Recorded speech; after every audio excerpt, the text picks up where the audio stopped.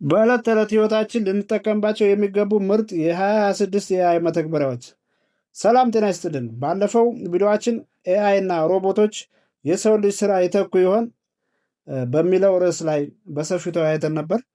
ዛሬ ደግሞ ኤአይ ስራዬን ይወስድብኛል ብለን ከመስጋት ይልቅ እኛ ራሳችን ኤአይን ተጠቅመን ህይወታችንንና ስራችንን እንዴት እጅግ ቀላል ማድረግ እንችላለን የሚለውን እናያለን ማለት ነው። አሁን ያለንበት የ2026 ዓመተ ምህረት የኤአይ ቴክኖሎጂ ከመቼውም ጊዜ በላይ የረቀቀና በዕለት ተዕለት ህይወታችን ውስጥ ትልቅ ቦታ የያዘ ጊዜ ነው። በዚህ ቪዲዮ ህይወታችሁን ሙሉ በሙሉ ሊቀይሩ የሚችሉ በ2026 ልትጠቀሙባቸው የሚገቡ 4 እጅግ ምርጥ የኤአይ መተግበሪያዎችን ወይም አፕሊኬሽኖችን አሳያቸዋለሁ ማለት ነው፣ እነግራቸዋለሁ በዚህ ቪዲዮ። ተማሪም ሁኑ ሰራተኛ ወይም ስራ ፈጣሪ፣ እነዚህ መተግበሪያዎች የእናንተን ምርታማነት በ10 እጥፍ ይጨምሩላቸዋል። ለቻናሉ አዲስ ከሆናችሁ ሰብስክራይብ ማድረጋችሁን እንዳትረሱ።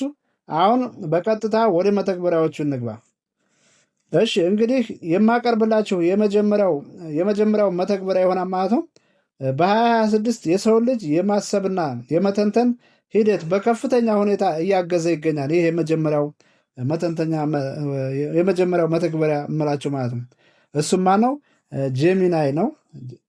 ለምሳሌ ረጅም የሆኑ መጽሐፍትን ወይም የጥናትና ጽሁፎችን ሪሰርች ፔፐር በጥቂት ሰከንዶች ውስጥ አሳጥሮ ዋና ነጥቡን ይነግረናል። ጊዜ ከሌለንና አንድን ጥናትና ምርምር አንብበን ዋና ነጥቡን ለማግኘት እንግዲህ 1 ቀን 2 ቀን ሊወስድብን ይችላል። ይህን ለማድረግ ጊዜ ከሌለን በቀጥታ ለዚህ መተግበሪያ እንሰጠዋለን። በትንሽ ሰከንድ ውስጥ አሳጥሮ ዋና ጭብጡን ይሰጠናል ማለት ነው። ለፈተና ለሚዘጋጁ ተማሪዎች እንደ ግል አስተማሪ ሆኖ ውስብስብ የሳይንስና የሂሳብ ቀመሮችን በቀላሉ ያብራራል። ለልጆቻችን የግል አስተማሪ መቅጠር ላያስፈልገን ይችላል። በቀጥታ ምን ማድረግ ነው? እነዚህን መተግበሪያዎች መጠቀም ነው ማለት ነው። ይህን መተግበሪያ ገና ካልጀመራችሁ ብዙ ነገር እያመለጣችሁ ነው። ስለዚህ ምን መፍጠን አለብን ማለት ነው። ከቴክኖሎጂ ጋር ለመጓዝ መፍጠን አለብን። እነዚህን መተግበሪያዎች መጠቀም አለብን። ሁለተኛው መተግበሪያ ህይወታችሁን ስርዓት የሚያስይዝላችሁ ኤአይ ታስክ ማኔጀር እንደ ሞሽን ወይም ኖሽን ኤአይ ያሉ ናቸው። ብዙዎቻችን ጊዜያችንን በአግባቡ ለመጠቀም እና እቅዶቻችንን ለማሳካት እንቸገራለን። እነዚህ የ2026 የኤአይ መተግበሪያዎች ግን የእናንተን የዕለት ተዕለት የስራ ልምድ በማጥናት በራሳቸው ጊዜያቸውን ይከፋፍላሉ። ምንድነው የሚያደርጉት? ብዙ ጊዜ እኛ እቅድ እናቅዳለን። እቅድ መቼም የእቅድ ችግር የለብንም።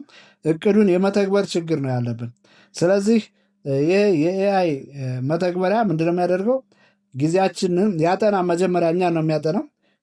አሰራራችንን ያጠናን፣ እቅድ ያቅድልናል፣ በየጊዜው ያስታውሰናል ማለት እቅዳችንን እንድንተገብር ነው የሚያስታውሰን። አውቶ ስኬጁል ነው የሚያወጣን ማለት። በጣም አስቸኳይ ለሆነ ስራ ቅድሚያ ይሰጣሉ። ስራ ሲበዛባችሁ ደግሞ የቀን መርሃ ግብራችሁን በራሳቸው ጊዜ በማስተካከል ጭንቀትን ይቀንሳሉ። ስራ ከበዛብንና የምንጨናነቅ ከሆነ በራሳቸው ጊዜ ያስተካክሉታል ማለት ነው። ይቀንሱልንና ራሳችንን እፎይታ እንድናገኝ ያደርጉና ማለት ነው። ይህ ማለት ልክ እንደ ግል ጸሐፊ ወይም ፐርሰናል አሲስታንስ ማለት ነው። ይህም ማለት ምን ማለት ነው? ፐርሰናል አሲስታንስ እንደ ቀጠርን ልንቆጥረው እንችላለን። ሁልጊዜ ከጎናችሁ ይቆማሉ ማለት ነው።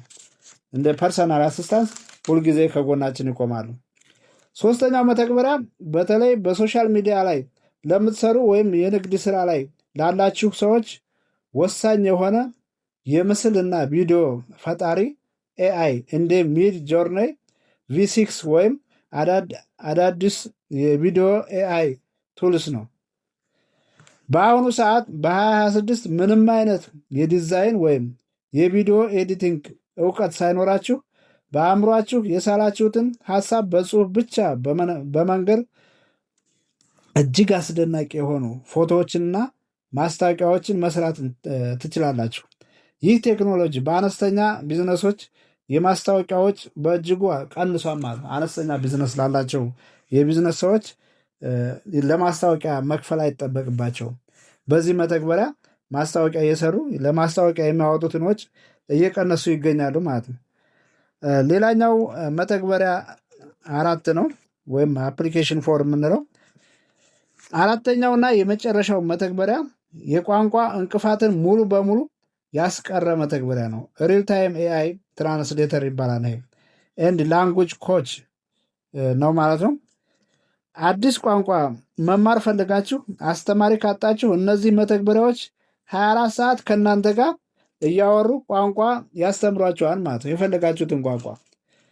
በዛ ላይ ወደ ሌላ ሀገር ለስራ ወይም ለጉብኝት ስንሄድ እናንተ በአፍ መፍቻ ቋንቋችሁ ስትናገሩ ይሄ መተግበሪያ ምን ያደርጋል?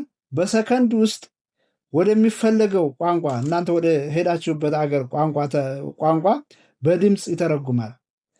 ዓለም አሁን በእውነትም በአንድ መንደር ሆናለች ማለት ነው። ዓለም አንድ መንደር ትሆናለች ይባል ነበር።